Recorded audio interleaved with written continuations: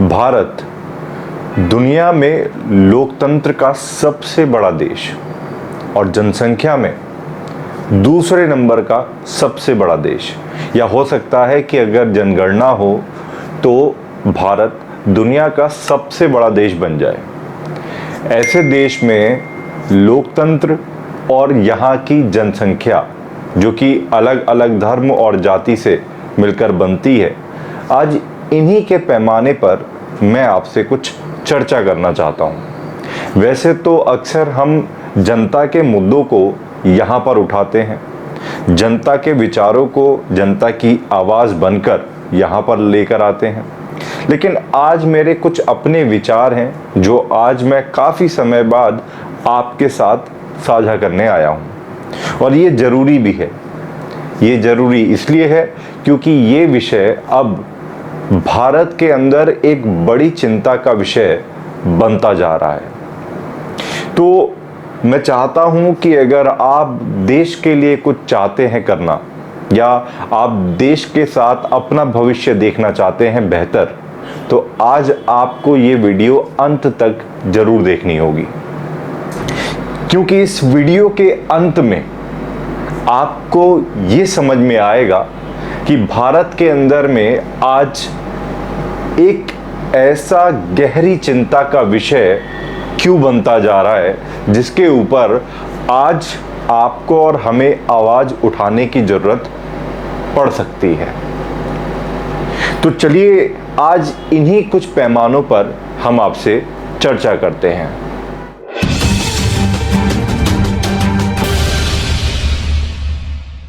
Subscribe button दबाएं, लाल वाली घंटी दबाएं और फिर वीडियो को देखना शुरू करें। तो नमस्कार, मैं विक्रांत सिंह स्वागत करता हूं आप सभी का एक बार फिर द रोस्टेड जर्नलिस्ट में।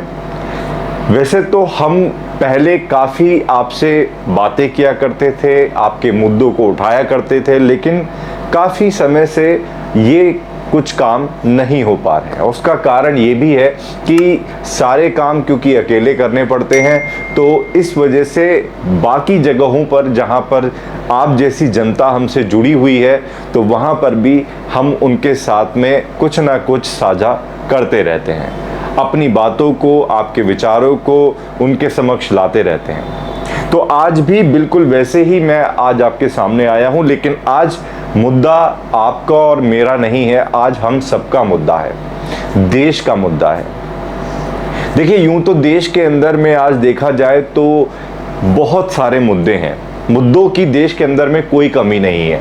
अगर मैं मुद्दों की बात करता हूं तो आज देश के अंदर में चिकित्सा का मुद्दा है, शिक्षा का मुद्दा है, बेरोजगारी का मुद्दा है, महंगाई का मुद्दा है, कानून व्यवस्था का मुद्दा है, महिला सुरक्षा का मुद्दा है, और भी कई सारे मुद्दे हैं। क्योंकि विकासशील देश के अंदर में विकास कार्य धीमे ना पड़े, इसके लिए अक्सर मुद्दों को उठाया जाना चाहिए और मुद्दों पर बात होनी चाहिए, और मुद्दे भी कई सारे हैं। लेकिन दुर्भाग्य से पिछले कई महीनों से देश के अंदर में कुछ एक ऐसा वातावरण बन गया है जिसकी वजह से आज आम जनता एक दूसरे से नफरत करती हुई दिखाई दे रही है। साफ तौर पर देखा जा रहा है कि पिछले 5-6 महीनों के अंदर भारत के अंदर आपने देखा होगा कि जातीय और धार्मिक दंगों की एक झड़ी सी लग चुकी है। और ये धार्मिक दंगे न केवल सिर्फ हिंदू मुसलमान तक सीमित रह गए, अब ये जो धार्मिक दंगे हैं ये अब देश के कई राज्यों में देखे जा रहे हैं और कई धर्म के लोगों के बीच भी देखे जा रहे हैं। तो ऐसा देश के अंदर में माहौल क्यों बन रहा है, इसके ऊपर आज हम बात करना चाहते हैं। आज की मेरी इस वीडियो में आपको बहुत ज़्यादा ग्राफिक्स देखने को नहीं मिलेंगे, बहुत ज़्यादा आज मैं आपको इस वीडियो के अंदर में चीज़ें नहीं दिखाने वाला हूं, क्योंकि आज एक ऐसी चर्चा का विषय है जिसके लिए आपको और हमें एक दूसरे के विचारों को सुनने और समझने की ज़रूरत है। मैं अपने विचारों को आपके समक्ष अपने YouTube चैनल से रख रहा हूं, और मैं चाहता हूं कि ये, क्योंकि आपका भी YouTube चैनल है, तो आप भी अपने विचारों को कमेंट बॉक्स में जरूर रखें और हमें बताएं कि आपको क्या लगता है कि देश के अंदर में आज किस तरीके का माहौल बन रहा है, देश के अंदर में किस तरीके का माहौल बनना चाहिए और देश में किन मुद्दों के ऊपर बात होनी चाहिए। ये बहुत ज़रूरी है और हम चाहते हैं कि आप भी अपने विचारों को हमारे साथ जरूर साझा करें। दोस्तों, पिछले कई महीनों से ये जो प्रकरण हो रहे हैं लगातार, कभी रामनवमी में और कभी कहीं मंदिर के सामने, और हाल ही में आपने देखा होगा कि पटियाला के अंदर भी एक ऐसा धार्मिक दंगा और धार्मिक सौहार्द बिगाड़ने की कोशिश पूरी तरीके से की गई है। लेकिन इसी चिंता को देखते हुए अभी कुछ समय पहले 197 ब्यूरोक्रेट्स और फॉर्मर जजेस ने प्रधानमंत्री मोदी को चिट्ठी लिखी है। प्रधानमंत्री को चिट्ठी लिखते हुए उन्होंने कड़ी आलोचनाएं की हैं और ये जो दंगे हो रहे हैं, ये जो धार्मिक नफरतें फैलाई जा रही है, इसको रोकने की उन्होंने मांग भी की है। लेकिन सवाल एक यहाँ पर बड़ा ये पैदा होता है कि क्या केवल प्रधानमंत्री मोदी ही इस पूरे धार्मिक दंगों के जिम्मेदार हैं? क्या इन धार्मिक दंगों में राज्य सरकारों का कोई सरोकार नहीं, विपक्ष में बैठे नेताओं का कोई सरोकार नहीं, मीडिया का कोई इससे लेना देना नहीं, और सबसे बड़ी बात, जनता जो आप और हम हैं, क्या आपके और हमारे विचारों से इस पूरे प्रकरण का कोई लेना देना नहीं? ये सारा प्रकरण एक दूसरे से जुड़ा हुआ है और ये जो दंगे होते हैं, ये जो धार्मिक नफरतें फैलती हैं, इसका असर, इसका प्रभाव सारी की सारी जनता पर साफ दिखाई देता है पड़ता हुआ।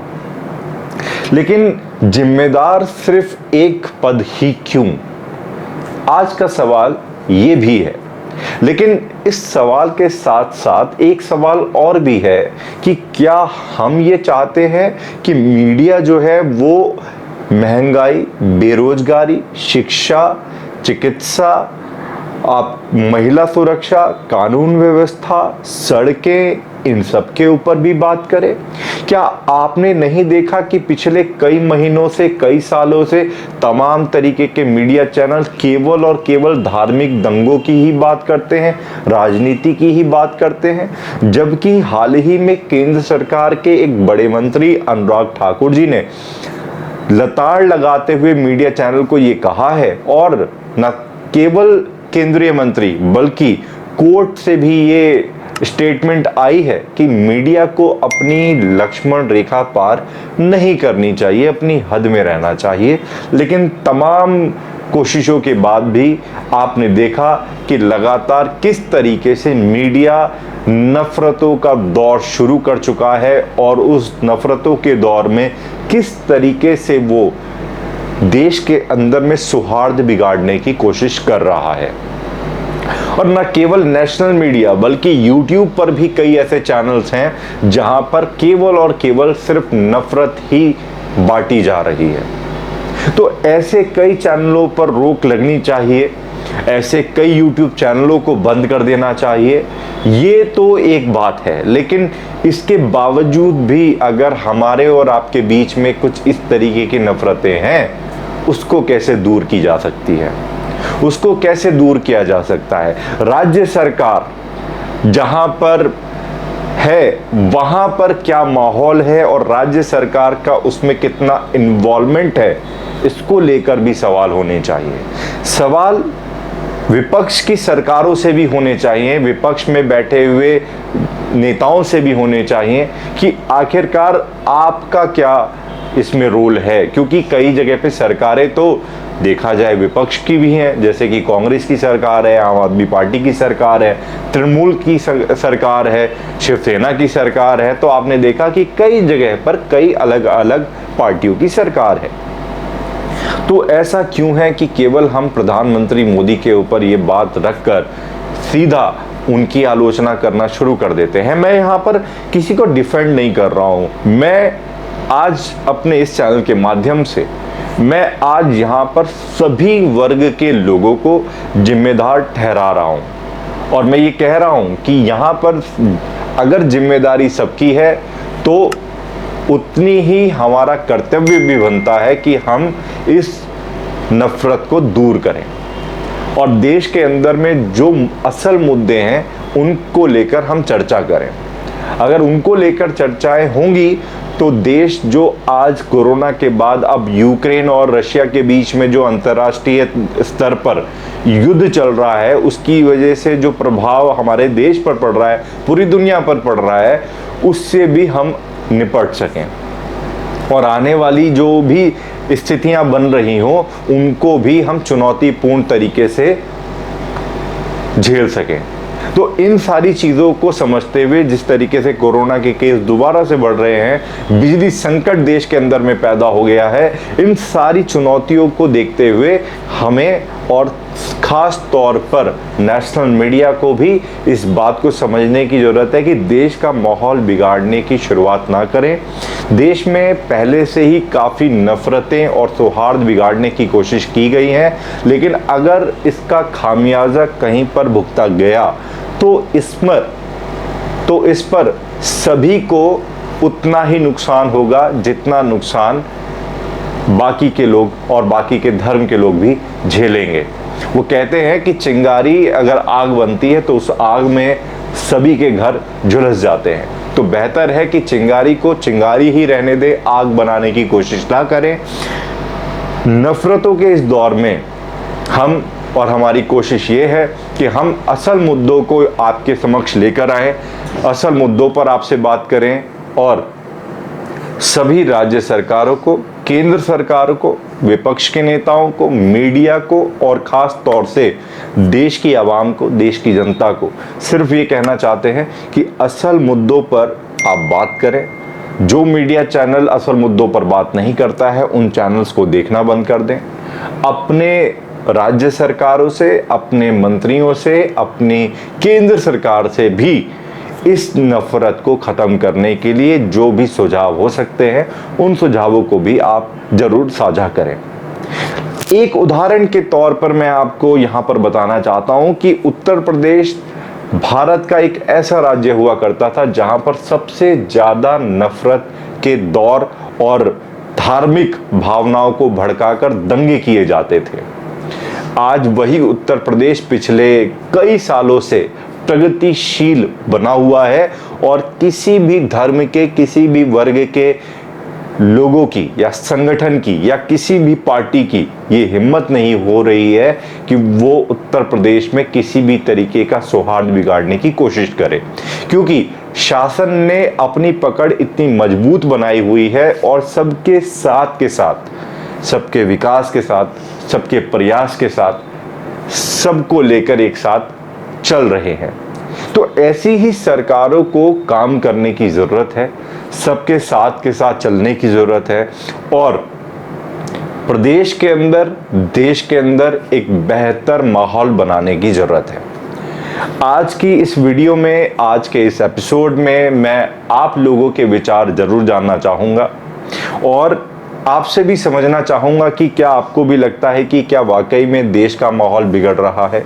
जिस तरीके से पिछले कई महीनों में देश के अलग अलग राज्यों में जो घटनाएं हुई, क्या उन घटनाओं को लेकर आप भी चिंतित हैं? क्या आपको भी लगता है कि आपके बच्चे जो हैं वो इस देश के अंदर में अपना भविष्य देख पा रहे हैं या नहीं देख पा रहे हैं? इन सारी बातों पर आप अपने विचार हमारे साथ कमेंट बॉक्स में ज़रूर साझा कीजिएगा और ऐसे ही जो ज़मीनी मुद्दे हैं और देश को बेहतर करने वाले मुद्दे हैं हम आपके समक्ष यूं ही लाते रहेंगे। आपसे भी एक अनुरोध है कि आप हमारे वीडियो को लाइक कीजिए, शेयर कीजिए, कमेंट करके अपने विचारों को रखिए और हाँ, हमारे चैनल को सब्सक्राइब जरूर करिएगा। इसी के साथ मैं आपसे अलविदा लेना चाहूँगा। अपना ध्यान रखिए। नमस्कार।